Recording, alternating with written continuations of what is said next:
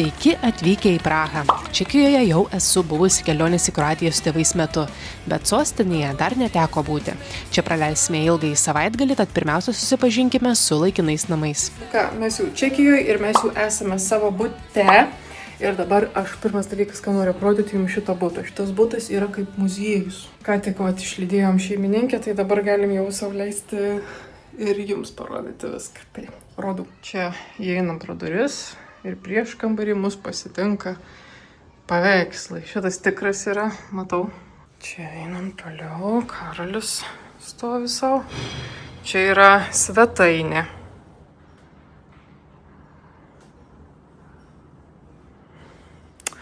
Ui, su virtuvė įdomus dalykas yra. Čia šaldytuvas yra. Čia yra šaldytuvas. Mažų visokių niuansų. Čia yra, žinokit, lentynos. Ir čia, ir čia. Neįtikėtina. Dar vienas paveikslas. Čia jau čia irgi ištraukėjas. Žiūriu, kiek dar traukosi kas nors čia. Kiek dar yra secret spintelė. Čia žiūrėk dar traukėsi. Šičia. Toliau einam. Čia yra vaikų kambarys. Sakė šeimininkė, kad savo darėsi visą butą, bet butas pasirodė galiausiai per mažas ir jie išsikraustė ir nuomoja dabar. Nu, pažiūrėkit, kokią lovą. Kokia lova vaikui. Spinta, ta prasme, įrėminta lova spintui. Paveikslai, kokie gali įsijungti apšvietimą paveikslui. Lemputės, nu, šakis. Laikrodžiai, viskas, žaislai tokie. Spintos, detalės. Ir čia bus miegamasis, kuriame mes miegosim. Nu, tiesiog yra, aš jums pasakysiu, neįtikėtina. Koks muziejus. Perės. O aš tokius kolekcionuoju dabar.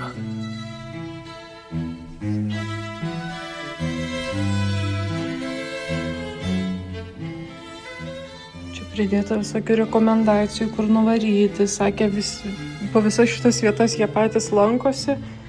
Ir atsiūlo kitiems. Tarp kitko, man atrodo, kad šitą vietą aš turiu pas save sąraše ir mes galimai ją ir nueisim pavalgyti. Gal nežinau, ar šiandien, gal rytoj ir kada, ar poryt.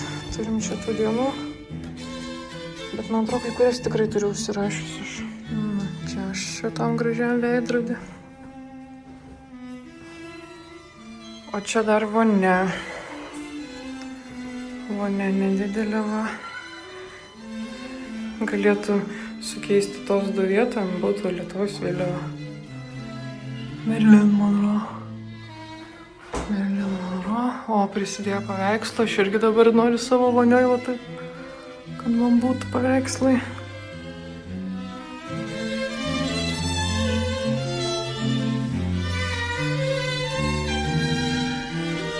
Nu ką, apsižiūrėjom čia viską butelį, supratom, kad gyvensim kaip karaliai 2 naktis, o dabar eisim pavalgysim ir po to mūsų laukia turas, vaiduoklių turas naktį.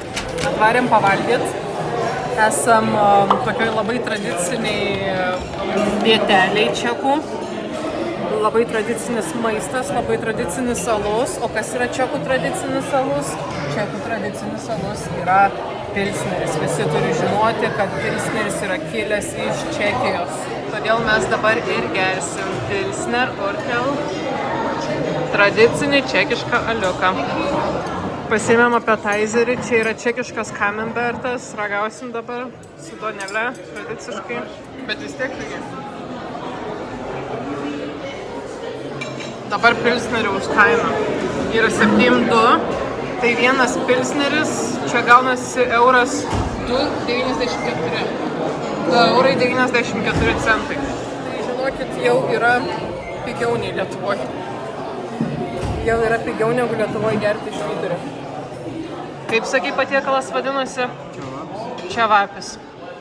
Valgysim čiavapius. Skanaus.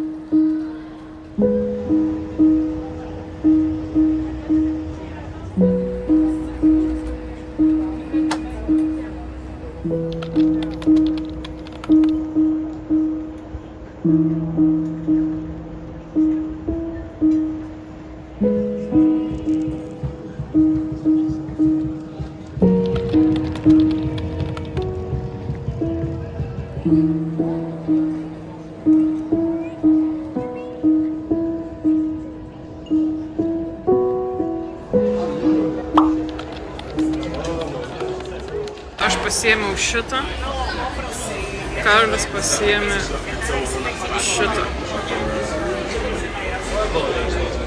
Galiausiai prasidėjo mūsų turas. Nusprendėm šį kartą vietoje tradicinio turo apie miesto istoriją pasiimti turą su vaiduoklių istorijomis. Taip sužinojome apie golemą, būtybę iš molių ir purvo, kurią rabinas prikėlė, kad ši padėtų jam atlikti kasdienius darbus. Sužinojome apie alchemijos muziejų, kuris turi slaptą įėjimą į požeminę laboratoriją. Ten būtinai apsilankysime kitą dieną. Na ir daug kitų įdomių vaiduoklių istorijų. Labai patiko gidas, jis buvo amerikietis ir tai juk buvome maža 6 žmonių grupelė. Turas užskaitytas. Na, o po turo, kaip ir kiekvienoje savo kelionėje, galėjome leistis į kraftinio alaus, įdomių kokteilių ir išskirtinių barų paieškas.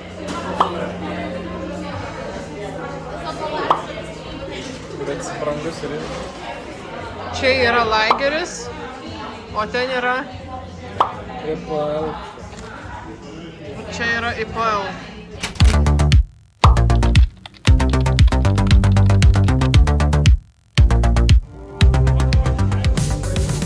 Mes pasiėmėm šitą pabandyt, kadangi pirmą kartą bandysim tokį dalyką kaip absentas, tai rekomendavo kokteilio pavidalu geriau.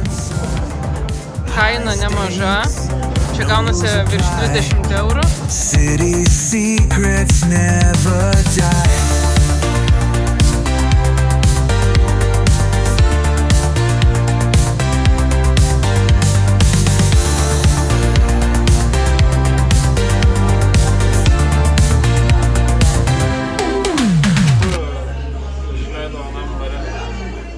Mes už šitos kokteilius turėtumėm sumokėti virš 30 eurų. Šiaip jie nėra daug čia jau, tai nežinau. Šiaip skamba nebaisiai baisiai, bet kaip Čekijoje tai... Kaip Čekijoje skamba baisiai. Taip, kad žiauriai skanūs kokteiliai. Ir čia atėjus siūlyčiau negert tradicinių, o rinktis tą, ką rekomenduoja. Tie kokteiliai yra gal kiek brangesni, bet realiai kaip subalansuotas skonis būna, kaip sugeba... Yes. Very good. Very good, yeah. Namie tokio nepasidarysi, tai tiesiog kainos ir kokybės santykis galiausiai vis tiek sueina ir tų pinigėlių, kad ir brangiau sumoki, pasidaro negaila, nes atrandi skonius, kurių niekada nesiragavai.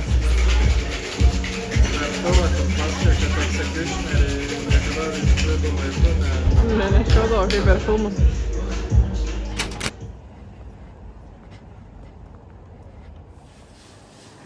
Kebabai prieš miegą.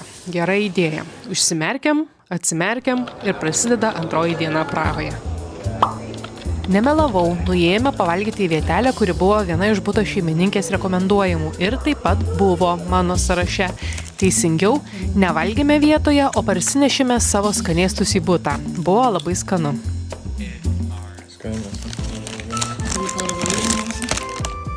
Ir mano burgeris su vaginiu. Na, o po šių vėlyvų pusryčių laikas praseiti per miestą ir pasigrožėti lankytinomis vietomis.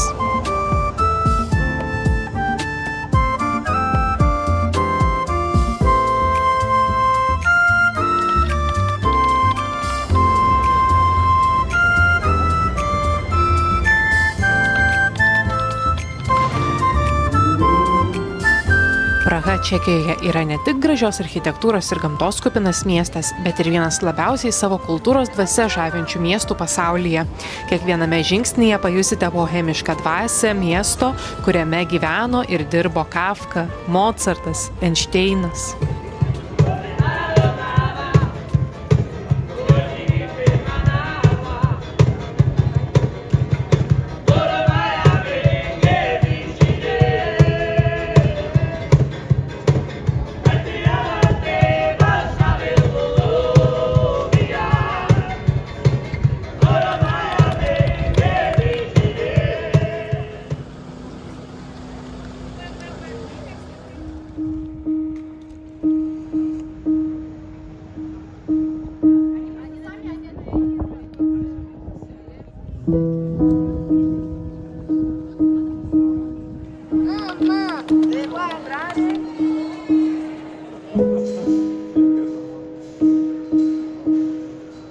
Mano mama mėgsta sakyti, Praha tai karalių miestas. Ir tai tiesa, visi tie bokšteliai smailiomis viršūnėmis tikrai priduoda karališkos didybės ir mena karališkus laikus.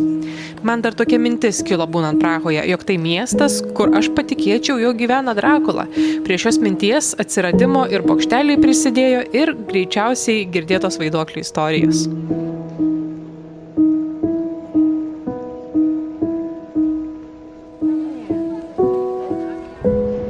Buvom išsimaudyti, stovėjom va ten kaip tie žmonės po vandenį. Dabar va tokie va apšlapę, bet užtat atgaivino gerai.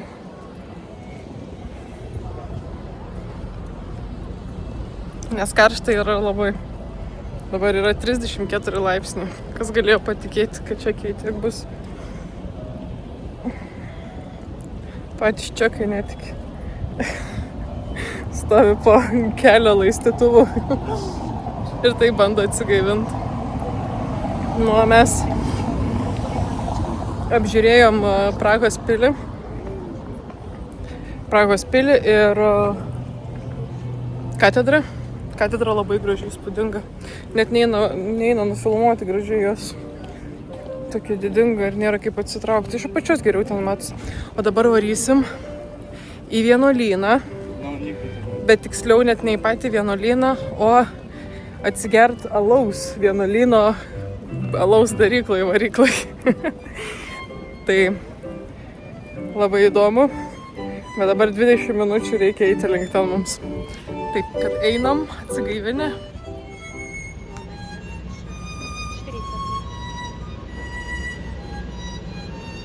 Bet ir mašinoms gerai.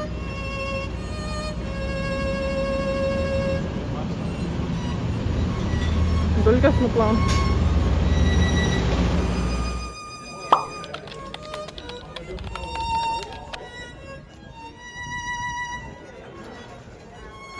Čia mano vaikai yra alaus ledai. Alaus ledai, čia užkandžiai, čia yra alaus ledai. Geras. Jaučias alus, bet tinka ledams. Kaip su karameliniai. Tik poskonis toks. Bet alus irgi toks, Alus nelageris. Jo. Vienuolių išvirti alus, tamsus lageris, šviesus lageris. Dar pasiimėm šitą. Čia pas mane Hazy IPA. Ir pas Karolį yra Smoked Sour.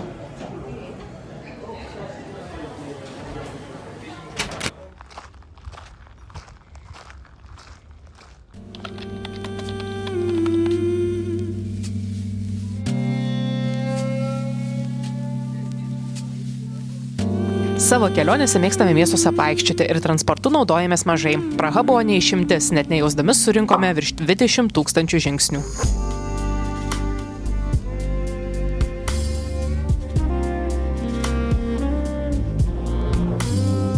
Po pasispečiavimo vienuolyne nusprendėme praseiti parku. Ir čia atradome žalesnę ir ramesnę Prahą. Žmonių čia buvo mažai, tad šiek tiek atsipūtėme nuo miesto šurmulio. Parkas yra ant Petrino kalvos, nuo kurios atsiveria puikus Prahos urbanistinis peizažas.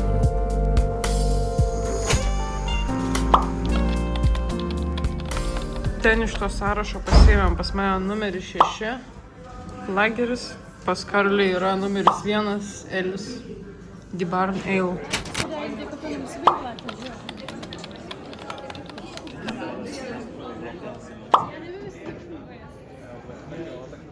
Iš iPhone'o mėnulį galiu nufilmuoti, žinok. Krent. Нормально, Маратом, приват.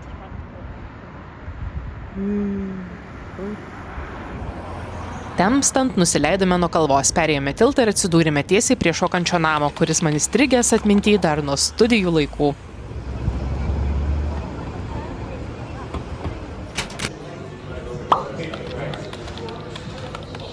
Taip, pas Karlį yra numeris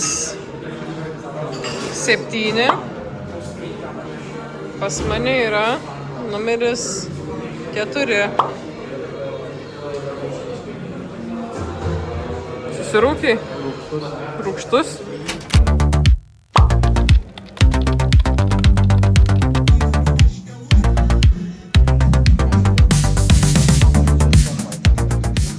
Dar vienas populiarus gėrimas Prahoje yra absentas, o jo specialūs barai itin įdomiai įrengti. Gryno absento negėrėme, bet kokteiliai su juo tikrai labai patiko.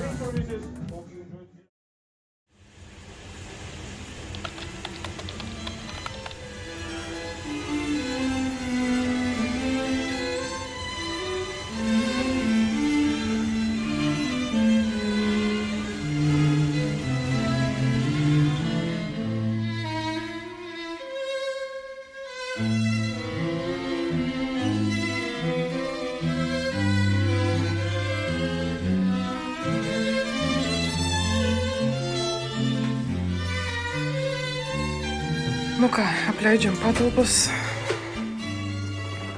Viską pasiėmė, telefonas.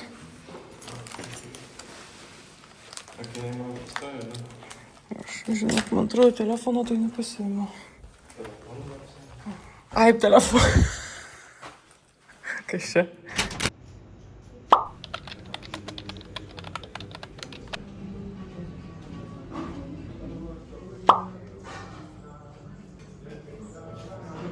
Tiesiog laiptai į rus kažkur. Dabar čia mes valgysim guliašą. Vieną iš tradicinių čekiškų patiekalų. Čia yra dumplings, bread dumpling. Mėsytė jautienos. Čia potato pancakes. Paskutinė diena Prahoje ir po sočių pietų pagaliau atėjo laikas apsilankyti mano taip lauktame alchemijos muziejuje. Už bilietą galima susimokėti tik grynais, tad teko pirmiausiai nusiimti čekiškų kronų. Turėsi atmesti mums iš tokio pinigą.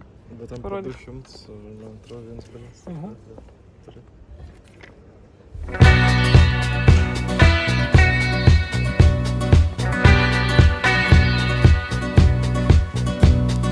Vapors of a cloud floating through my window.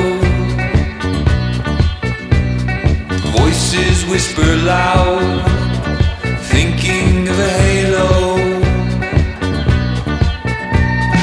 Falling like rain, teardrops and diamonds. Perspectives can change, flashes of lightning. Ooh, it's a magic view. Ooh, it's a magic view. Vietelė kaip iš fantastikos, o aš dievinu fantastikos žanrą.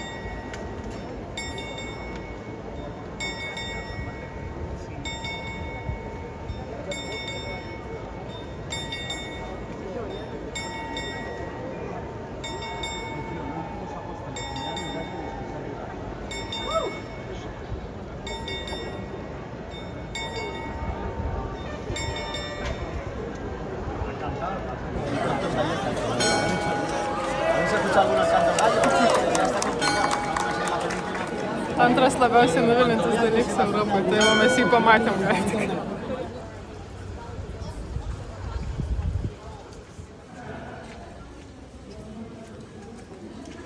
Na ką, paskutiniams pasispardymams Prahoje paskutinė alaus darykla. Šviesus lageris, tamsus lageris. Kaip darykla vadinasi? Czech Lion, Original Quality Beer. Čia yra tas unfiltered lager. Čia yra tamsus lageris. Per šitą kelionę būsiu supratus, kad man tamsus lageriai nepatinka. Jie kažkokį turi kartumą savy, kur man geriau IPOS kartums negu lagerio kartums. Jis toks liekantis kartums burnoj. Ne mano skonio matyti. Daug alaus išragavom, bet dėja niekas šį kartą nenustebino. Tik Karolis rado vieną jam patikusį. O šiaip čekai panašu labai mėgsta savo pilsnerį, jį visur ir gaminasi, o mums įdomesnių skonių ieškotojams pilsneris galiausiai pabodo.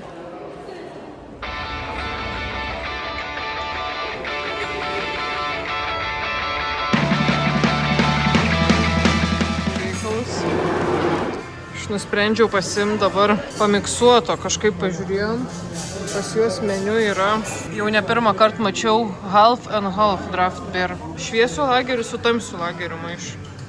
Ir matosi biški, kad pas Karolį yra šviesus pilsneris, pas man tas miksuotis, tai biški. Čia pas mus yra va toks patiekalas dabar, sausage, baked and dark beer. Gersim tokius kokteilius, šitą vidurinį. Čia toks receptas yra su pilsnerio puta. Labai įdomiai skambėjo, nusprendėm pabandyti. Tai buvo trumpas pabėgimas iš mylimos lietuvėlės. Dabar mano kanalui nusimato žygių rubrikos papildymas. Kur, kiek ir kokiamis progomis ėjome, sužinosite kitame video. Taip pat norėjau padėkoti Gretai ir Evaldui už gimtadienio dovaną, kurios dėka šiandien įrašinėjau savo užkadrinį balsą. Didžiai mini mikrofonas toliau bus naudojamas ir kelionių metu. O dabar iki!